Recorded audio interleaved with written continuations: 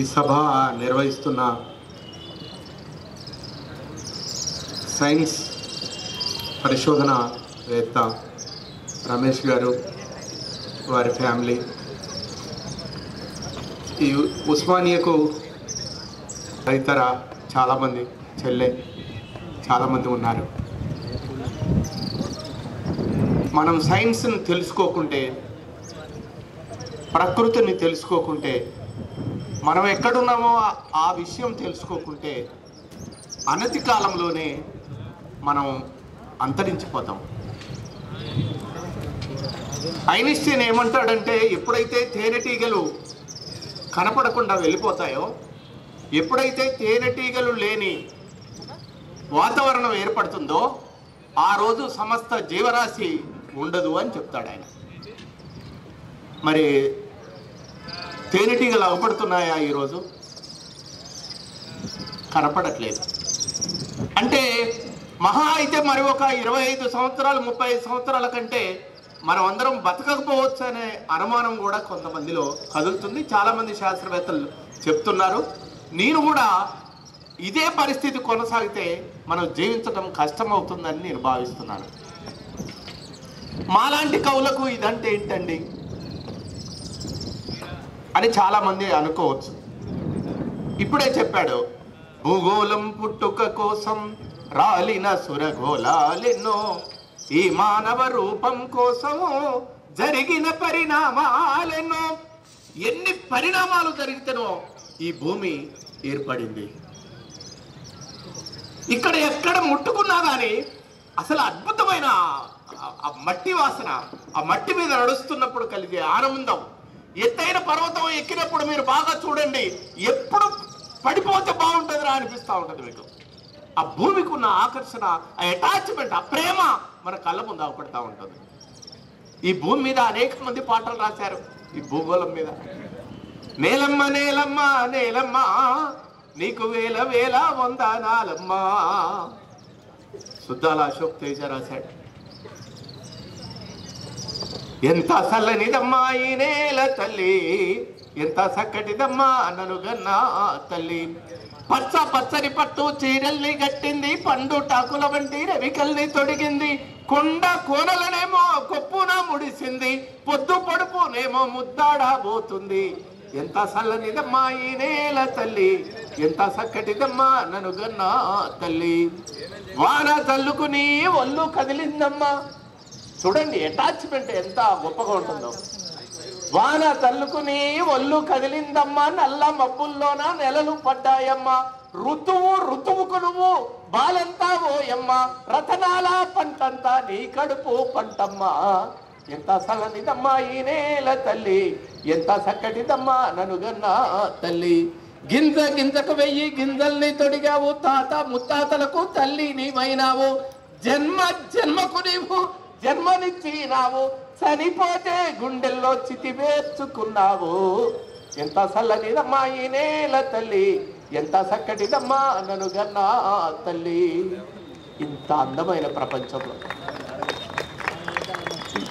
మీరు భూమిని ముట్టుకుంటే ఇక్కడ ఏది ముట్టుకున్నా బంగారమే. ఎక్కడ జడ్జి గారు అంటారు, ఏమిరా తల్లిదండ్రికి అన్నం పెట్టలేదట, నీది హృదయమా రాయిరా అని అంటాడు. అంటే అప్పుడు రాయి బాధపడుతుంది, వీడితోటి నన్ను పోలుస్తున్నారేంట్రా అని.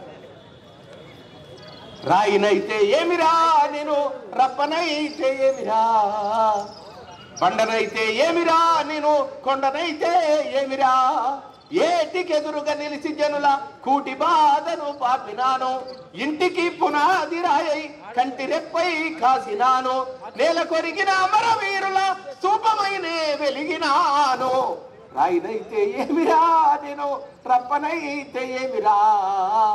రాయిని ముట్టుకుంటే ఇప్పుడు సాయంత్రం పూట ఎండాకాలం చక్కని చల్లదనం కోసం చెట్టు కాడికి వెళ్ళి వాటేసుకొని, అమ్మా చూడండి మీరు ఎంత గొప్ప పచ్చని చెట్టును నేను రా,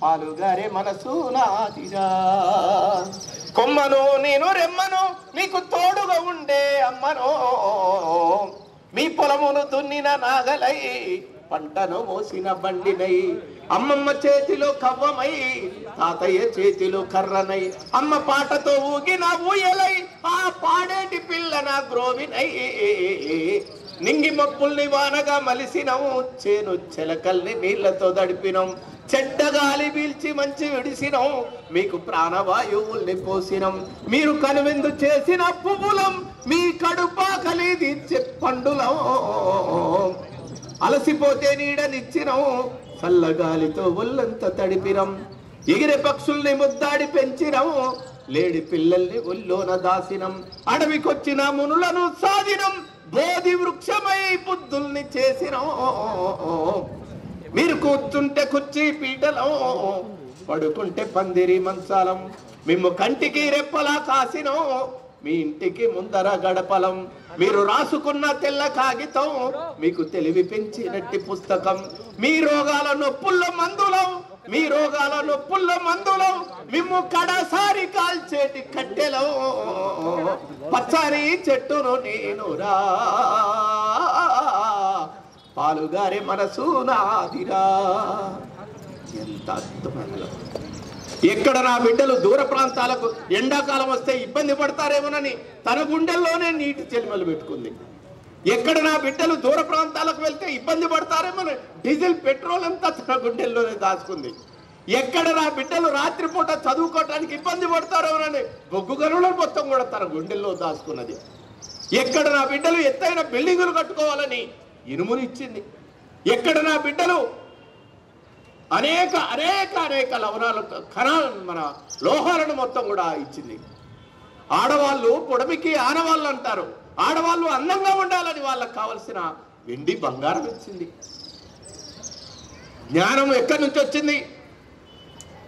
ఈ జ్ఞానానికి కార్యకర్తలు ఎవరు? జ్ఞానాన్ని ఎక్కడి నుంచి మన పుస్తకాలలో డంప్ చేసుకున్నామనంటే, అంతా కన్నును చూసి కెమెరా కనిపెట్టాడు, చెవును చూసి సౌండ్ బాక్స్ కనిపెట్టాడు.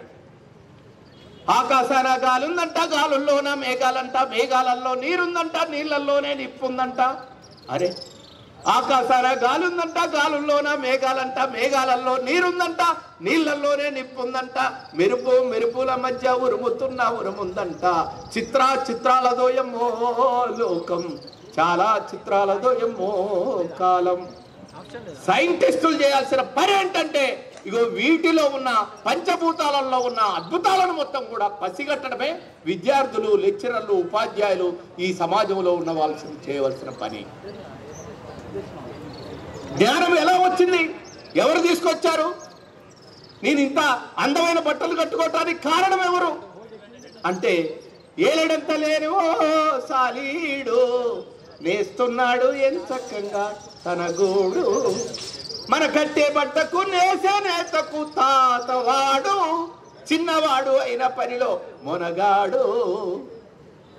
అరే, ఎన్ని బాధలు పడాలి! నీ బట్ట సాంకేతికంగా, నీ బట్ట టెక్నాలజీని అందించడం కోసం సాలెపొడుగు నేసి నేసి నేసి నేసి మంచిగా అల్లుకున్న తర్వాత గాలి వచ్చి ఒక్క దెబ్బ కొడితే మొత్తం పడిపోతుంది. మళ్ళీ కష్టపడి తయారు చేసి అందమైన సాలీడు గూడు తయారు చేసుకున్న తర్వాత వర్షం వచ్చి మళ్ళా కొట్టేస్తుంది. ఎన్నిసార్లు పడి లేసి ఒక అందమైన వల తయారు చేస్తే, ఆ సాలీడు తయారు చేసిన వలను చూసి సాలెవాడు బట్ట తీయటం మొదలు పెట్టాడు. ఇది కదా సైన్స్, ఇది కదా నేచర్, ఇది కదా మన సర్వ సుఖాలకు కారణమైంది. ఇవాళ పైన చక్కగా పిచ్చుకలు కొలుస్తున్నాయి, కోయిలలు పొద్దున్నే అరుస్తూ ఉంటది. కోయిల అంత అందంగా అరవటానికి కారణం ఏంటి? విద్యార్థులు మీరు చూడండి, నేచర్ ఎంత గొప్పదో. కాకి గూటిలో గుడ్లు పెడుతుంది. కాకి గూటిలో గుడ్లు పెడితే కోయిల వచ్చి తన గుడ్లను కాకి గూటిలో వేస్తుంది. కాకి పొదిగి పిల్లలు చేస్తుంది. పిల్లలైన తర్వాత కోయిల గొంతు ఒక రకంగా ఉంటుంది, కాకి ఒక గొంతు ఒక రకంగా ఉంటుంది. అప్పుడు కాకి ఇది నా పిల్ల కాదని పొడుస్తుంది. ఆ పసి వయసులో తన తల్లి ఎవరో తెలియదు. తన పొదిగిన తల్లి ఎల్లగొడుతుంటే చెట్టు తిరిగి ఏడ్చి ఆ శోకములో నుంచి అద్భుతమైన ఒక గాత్రాన్ని కోయిల పాడుతుంటే అప్పుడు కాకులు నా బిడ్డలకి ఇంత మంచి గొంతు రాలేదని కాకి చుట్టూ చూసుకుంటుంది తెల్ల మొహం వేసి. ఎందుకు వస్తుంది? కష్టపడకుండా నీ గొంతు ఎలా పెరుగుతుంది? అలా కోయిల గొంతు రావడానికి అద్భుతమైన ఓ సాంకేతికమైన జీవన విధానం ఉంది ఇక్కడ. ఇవాళ అన్ని నాశనం అయిపోయాయి. హరిత విప్లవం పేరుతోటి భూమి మీద రసాయనిక ఎరువులు కుమ్మి పారేశారు. తద్వారా ఏమైంది? భూమి చచ్చిపోయింది, వానపాములు చచ్చిపోయినాయి, నత్తలు చచ్చిపోయినాయి, అన్ని చచ్చిపోయినాయి. చచ్చిపోయిన తర్వాత ఇప్పుడు పరిస్థితి ఏంటంటే, భూమి చచ్చిపోయిన తర్వాత పంట మళ్ళా రావాలంటే రైతు ఇంకా ఎరువులు వేస్తున్నాడు, అయినా పంట రావట్లేదు. తద్వారా మొదట భూమి చచ్చిపోయింది, తర్వాత ఇప్పుడు రైతు చచ్చిపోయాడు. ఇవాళ చిన్న చిన్న వైరస్లు వస్తే కూడా మనం చచ్చిపోతున్నాం. కారణం ఏంటి? ఆ పొల్యూషన్, రసాయనిక ఎరువులు వేసిన పంట తినటం వల్ల మన అందరం కూడా చచ్చిపోతున్నాం. చిన్న వైరస్ వచ్చినా కానీ మనం అందరం కుప్ప కూలిపోతున్నాం. ఇలాంటి జీవన విధానం, ఇలాంటి రసాయనిక ఎరువులు వేయటం వల్ల భూమి చచ్చిపోయి, రైతు చచ్చిపోయి, ఇలా మనం చచ్చిపోయే పరిస్థితులు వస్తున్నాం. ఎవరికి చూడు, చిన్న చిన్న పిల్లలకు అద్భుతమైన మార్కులు తెచ్చుకొని, అన్నా నీ పాఠాలు విని నేను మంచి PhD సంపాదించిందని వచ్చిన పిల్లవాడికి 15 రోజుల తర్వాత ఆ పిల్లవాడే నా కాడికి వచ్చి, అన్నా నా క్యాన్సర్ ఎఫెక్ట్ అయిందని అంటున్నాడు. ఫస్ట్ క్లాస్లో పాస్ అయిన 10th క్లాస్ అమ్మాయి క్యాన్సర్ హాస్పిటల్లో ఎదురై, అంకుల్ నా పరిస్థితి బాగలేదు అని అంటుంది. ఇవాళ ఎవరికి చూసినా క్యాన్సర్ అటాక్ అవుతుంది. ఈ క్యాన్సర్కు ప్రధానమైన కారణం ఎవడు అంటే పెట్టుబడిదారులు. ఇవాళ ప్రధానమైన కారణం ప్లాస్టిక్ వాడకం ఏదైతుందో విపరీతంగా పెంచి పారేశారు ఎక్కడికెక్కడ. నేను క్యాన్సర్ పేషెంట్ని. 18 సంవత్సరాల క్రితం నా ప్యాంక్రియాస్లో క్యాన్సర్ వచ్చి 2 నెలల 15 రోజుల కంటే ఎక్కువ బతకమని చెప్పారు. అలాంటి టైంలో నేను ఇలాంటి పుస్తకం రాశాను. 5 సంవత్సరాలు కష్టపడ్డాను.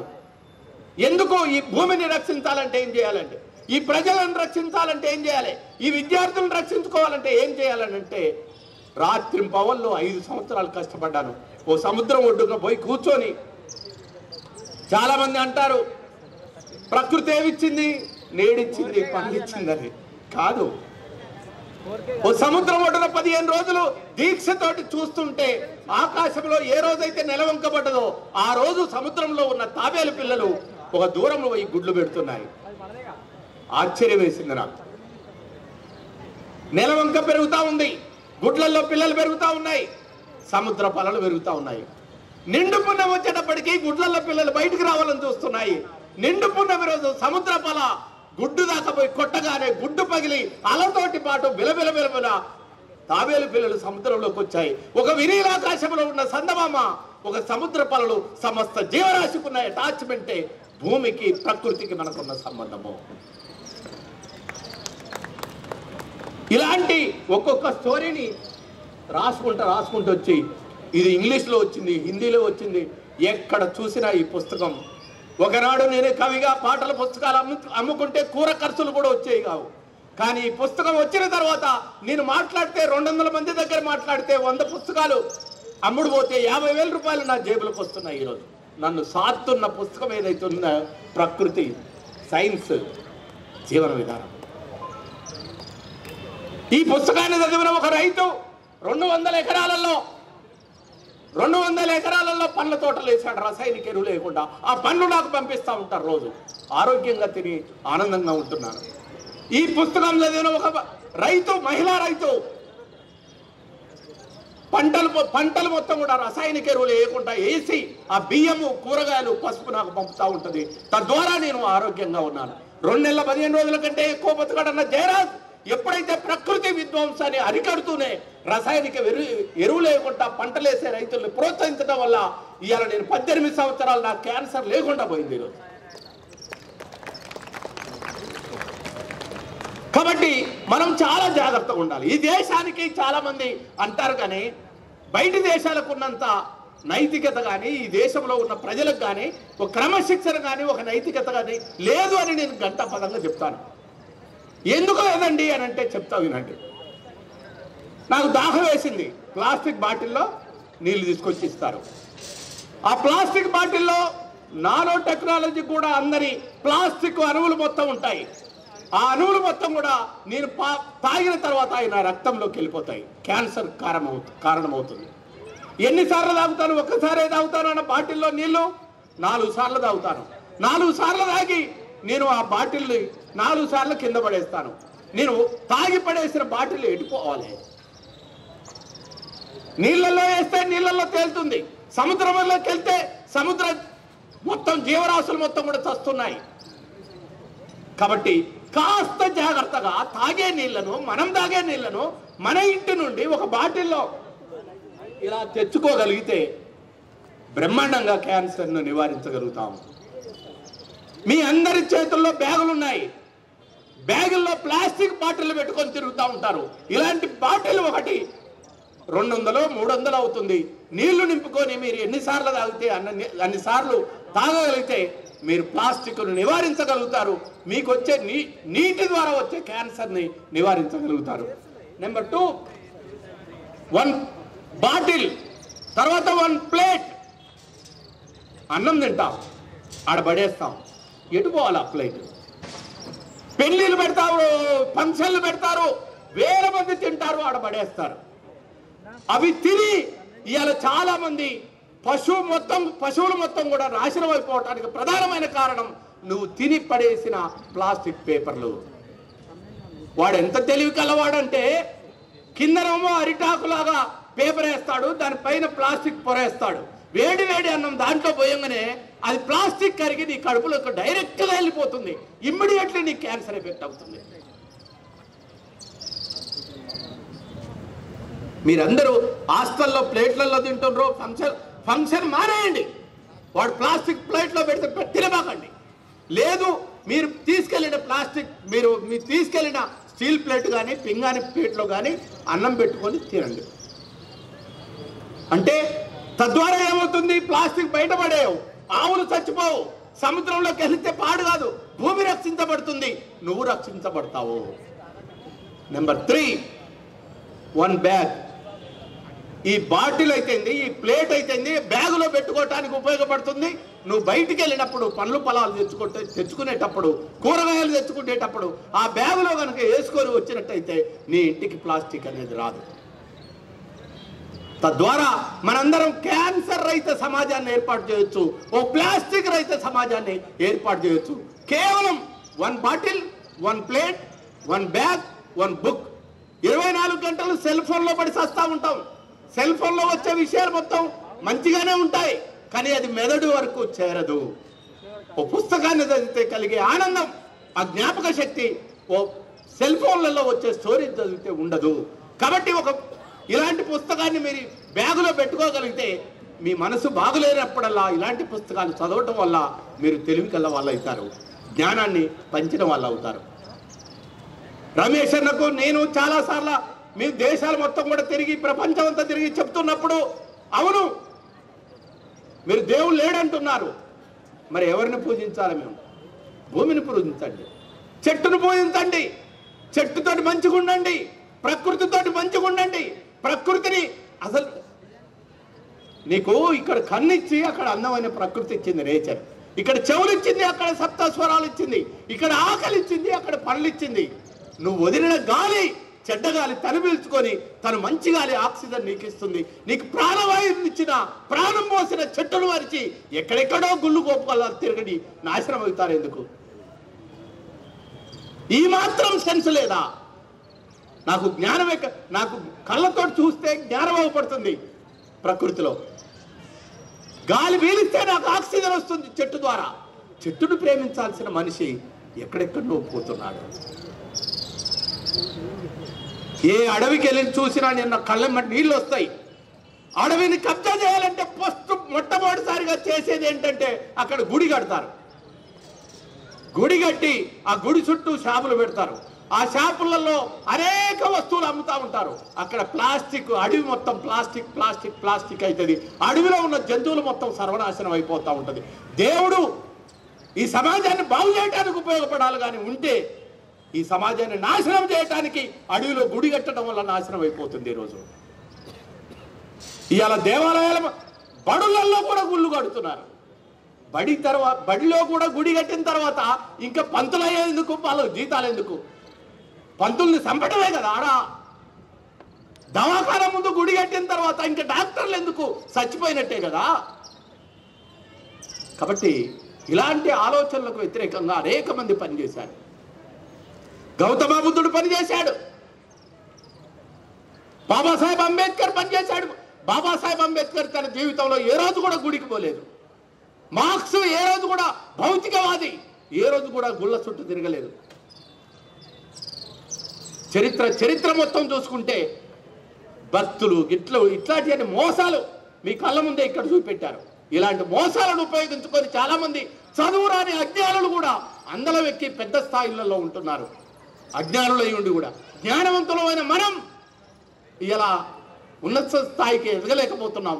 జ్ఞానానికి అజ్ఞానానికి పోటీ జరుగుతుంది. ఈరోజు అజ్ఞానమైన మన తల్లిదండ్రుల కానుంచి ప్రజలు మొత్తం కూడా వాళ్ళకు ఓట్లేసి గెలిపిస్తున్నారు. జ్ఞానవంతులమైన మనల్ని మన తల్లిదండ్రులే చంపేస్తే పరిస్థితులు వస్తున్నాయి. టెర్రరిస్ట్ ఎక్కడ తయారవుతున్నాడు మీరు దృష్టిలో పెట్టుకోండి. మీ ఇంట్లో అందరూ ఓ దేవుని పూజిస్తూ ఉంటారు. నువ్వు అది ప్లాస్టిక్ బొమ్మ కదా ఎందుకు ఇక్కడ పెట్టారని నువ్వు పోయి బాగా చదువుకొని చేయితోటి నెట్టేసిన అనుకో, నీ ఇంట్లో ఉన్న అందరూ కలిసి నిన్ను కొట్టి చంపుతారు. నీ ఇంట్లోనే తీవ్రవాదులు తయారవుతున్నారు, మతోన్మాదులు తయారు చేస్తున్నారు. కాబట్టి చదువుకున్న పిల్లలారా ప్రకృతిని ప్రేమించండి. చదువుకున్న పిల్లలారా మీ జ్ఞానం ఎలా వచ్చిందో తెలుసుకోండి.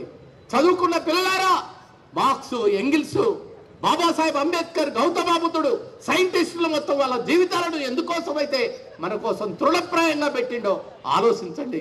సైన్స్ నమ్మండి, ప్రకృతిని ప్రేమించండి అని తెలియజేస్తూ ఈ అవకాశం ఇచ్చిన రమేష్ అన్నకు, వేదిక మీద ఉన్న పెద్దలందరికీ కూడా పేరు పేరున సైన్స్ అభినందనలు తెలియజేస్తూ నేను ముగిస్తున్నాను.